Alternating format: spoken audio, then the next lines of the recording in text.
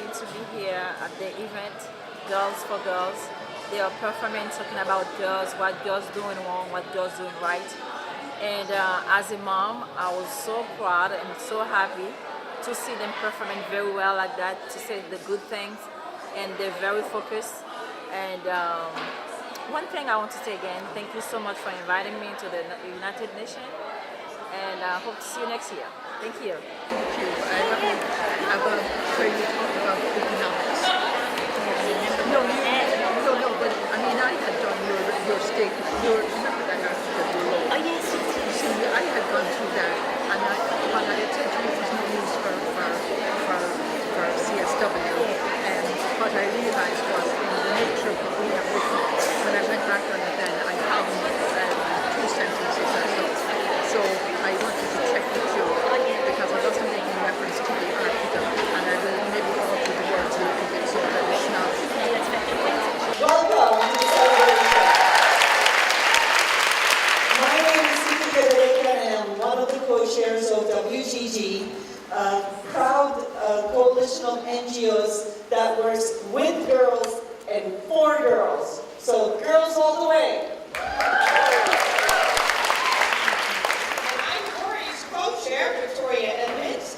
And 5 years ago, the missions of Canada, Turkey, and Peru sponsored a General Assembly vote which culminated in declaring the 11th of October the International Day of the Girl.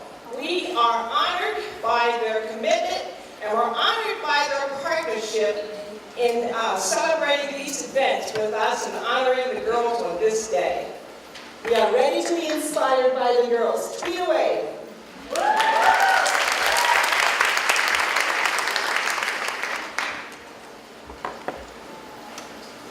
Hello all, and welcome to the 2016 International Day of the Girl Speak Out, hosted by the Working Group on Girls and the governments of Canada, Peru, and Turkey.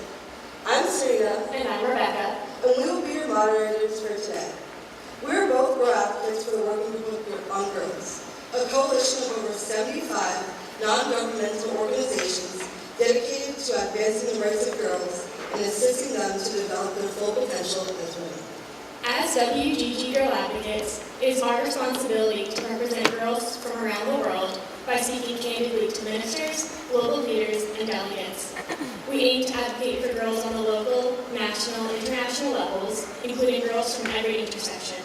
We are also glad that you decided to join us today to celebrate the 5th International Day of the Girl. This is a special anniversary, and we're so appreciative to the support of all of you. Without the constant advocacy of girls, for girls, we would not be here today. We would also like to thank our sponsors, UN Women and the Working Group on Girls, whom this event would not be possible without. And now, I'd like to introduce Dr. Babatunde Osatinahan, the Executive Director of UNFPA.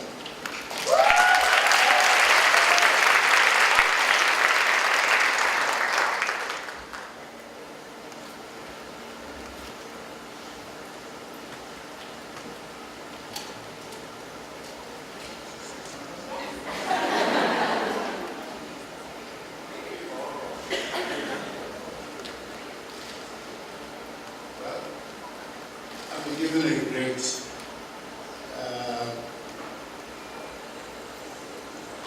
job, in a sense.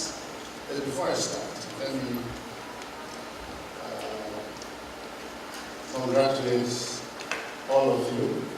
When I entered, I looked at so many girls and women. That's what it should be. This morning, I spoke at an event and I said, I'm always inspired by girls because I have 4 girls. And every morning when I wake up and I see them, I feel I've been privileged to have 4 daughters. And for those of you who have your sons, I really pity you because you don't know what you're missing. Girls inspire, girls are leaders, and you grow up to be women who will take on the world. So each one of you clap for yourself.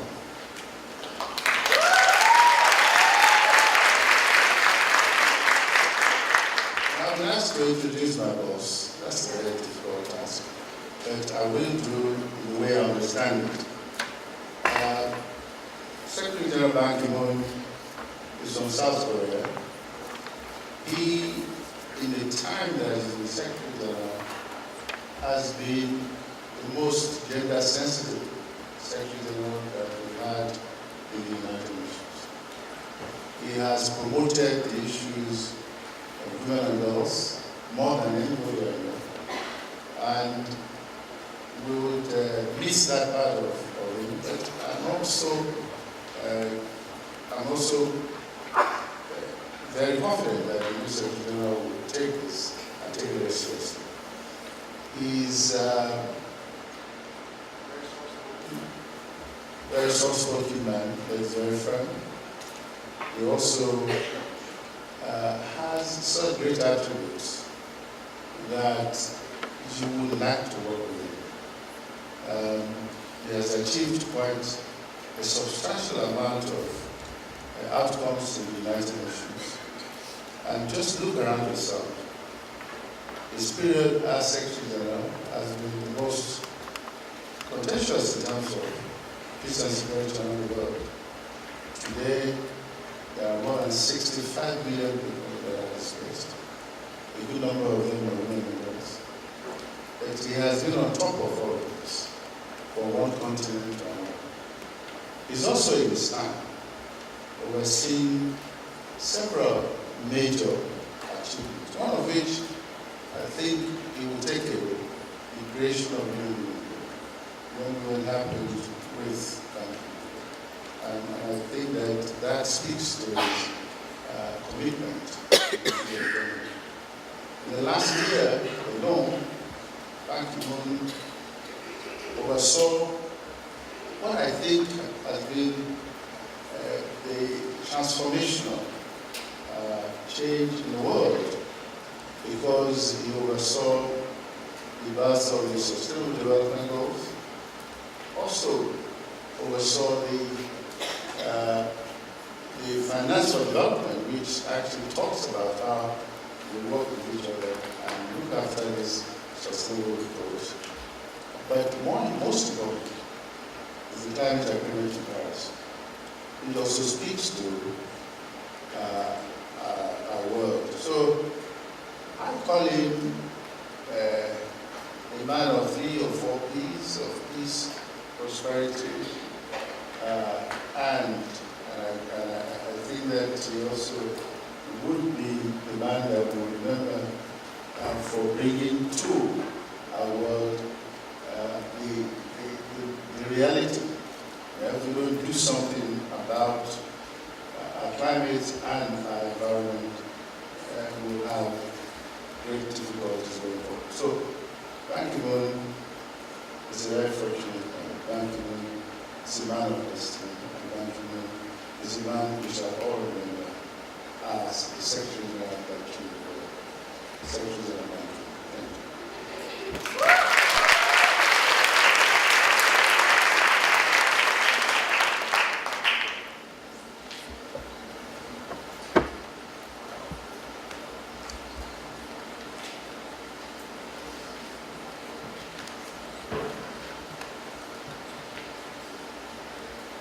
The theme of this year's International Day of the Girl is based on the 17 Sustainable Development Goals.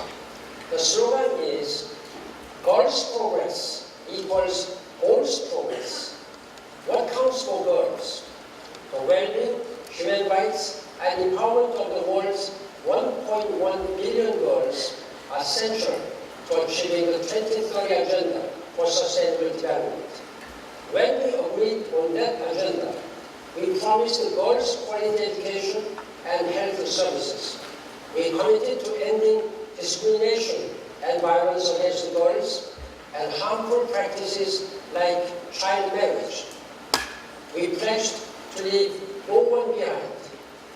Too often, in villages, shanty towns, and refugee camps around the world, girls are the ones left behind, without nutritious food, health care, or quality education.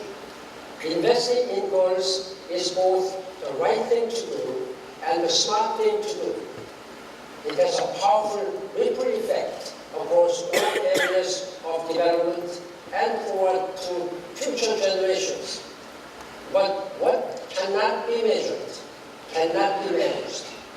If we don't gather the data we need, we will never know if we are delivering on our promises. Let us all work hard to make sure we count all girls, because all girls count. Thank you.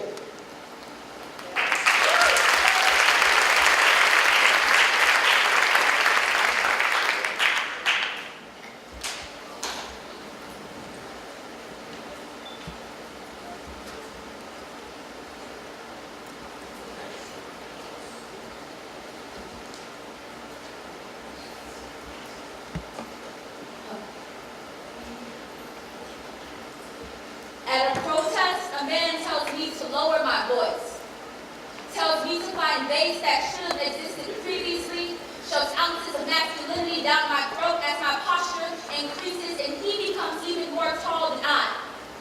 And he tells me that my estrogen inhibits my power and that he'd much rather march through streets led by a man, and that I am not capable of commanding attention as a girl. But he didn't know that my voice soprano, hot like sirens, like, you turn your head when I speak. When I'm screaming, I'm just speaking. But you heard my introduction like the battle cry of over 3,000 African tribes combined.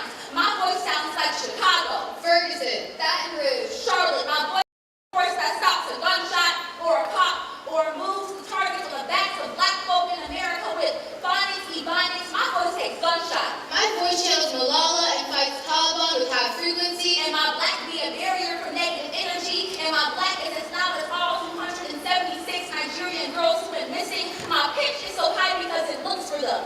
My black is as powerful as the girls from Pretoria High School in South Africa who refuse to tame their manes and take off their crowns and look the oppressors dead in the eyes with their hands up like people in Chicago, Ferguson, Baton Rouge, Charlotte, and said, take us all. And their voices rang like church bells in symphony. When a girl speaks, the room falls silent. Like a trumpet in a band, you can hear her over anything else. We rise regardless of the circumstances and reconcile. We rise regardless of how many of us you take. And our voices rise as we feel more pain, as we become more angry, and as we feel more joy. We find strength to push forward. We cannot afford to give up. Not when our sons are taught to stay focused, but we teach our daughters to cover their skin. Instead of teaching our sons to apologize, we teach our daughters to say sorry first. Instead of teaching our sons not to use their fists, we teach our daughters to duck. Instead of teaching our sons that no means no, we teach our daughters to walk faster, scream louder, look behind one shoulder. Our girlhood is ours, not for your taking. Our bodies are ours, not for your breaking. Our minds are powerful, and we cannot be silenced. And if you can't take the sound, you can leave. And per usual, we will stay strong, content, at the forefront of movements. Because if we don't, we have the most to lose. My voice is power. My notes beat drums. I ring like freedom. And soon it will be won.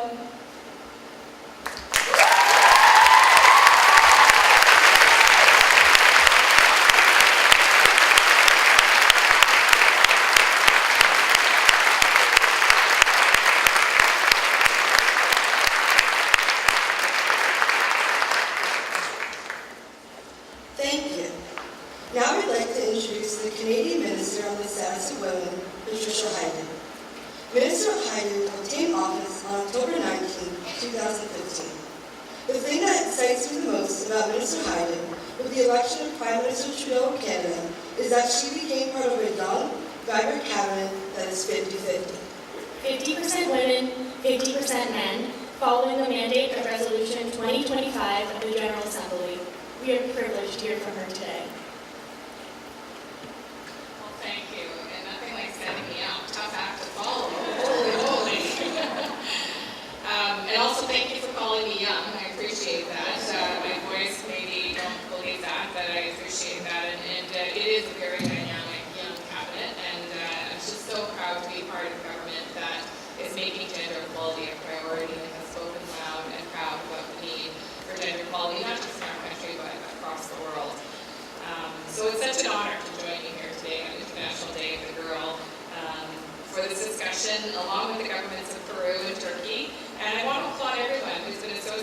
putting this together and your ongoing dedication to advancing the rights of girls and supporting girls to realize their full potential as women.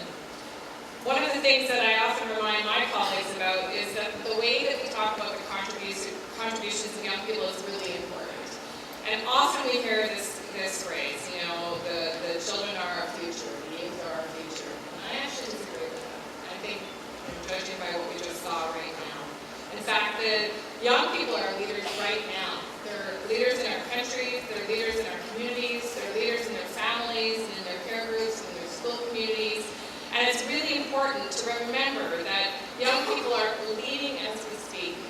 And by being here and showing your passion for issues affecting girls, each of you is demonstrating that very leadership today. And your leadership will inspire many other people of all ages to be part of that work and ensure that girls all across the world can have the same opportunities to thrive. So today's conversation is going to cover critical issues related to the marginalization of girls and the need for girls in leadership and the need for girls to support girls as well.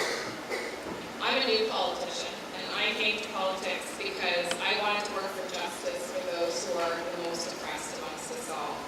Just before I ran for politics, I was the executive director of a large homeless shelter in my community.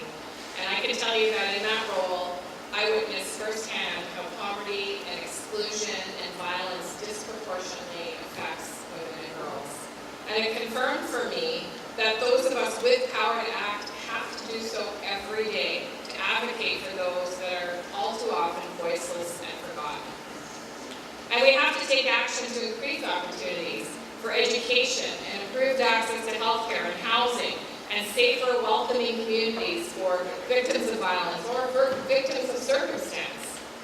Because when we support those who are the most vulnerable, and far too often they are women and girls, we create more inclusive communities where everyone has an opportunity to thrive. Le Canada prend des mesures pour créer une société saine et inclusive pour toutes les Canadiennes et tous les Canadiens, y compris les jeunes. Par exemple, nous travaillons à éliminer la violence faite aux femmes et aux filles, la cyberviolence et l'intimidation en ligne. Talking about online violence, something that I think many women are aware of.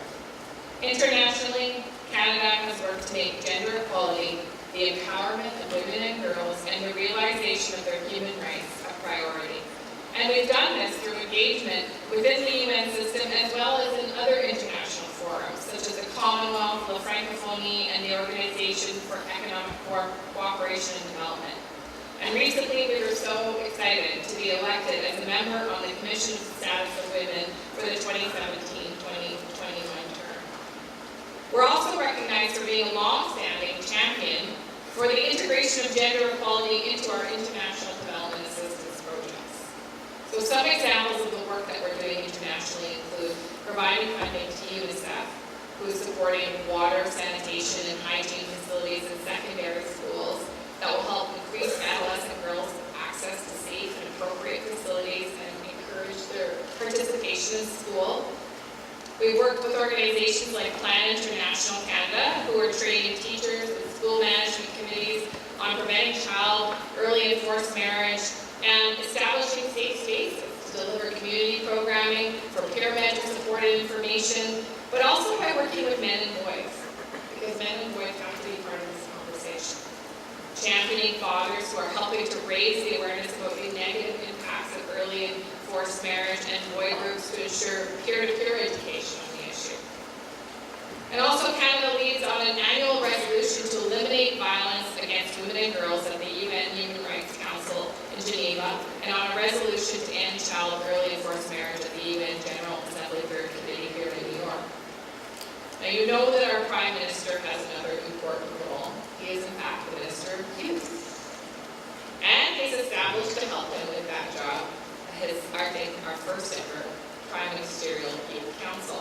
And so this council, I had the pleasure of meeting them the other day, are made up of young people aged 16 to 24, and they're going to provide the Prime Minister and all of us with advice on the issues that we work on in government. And what's really important is they're not just quote-unquote youth issues, because again, youth are leading on all of the issues that are important to us, all of our population.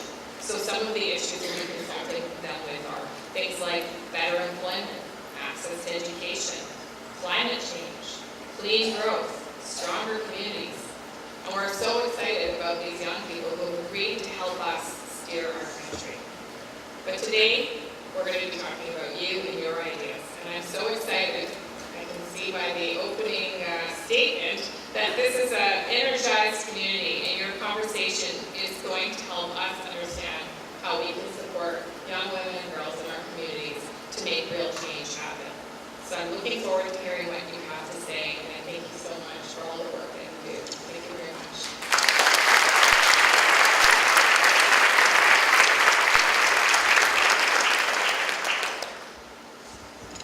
Thank you so much, Minister Hyden, for all that you did.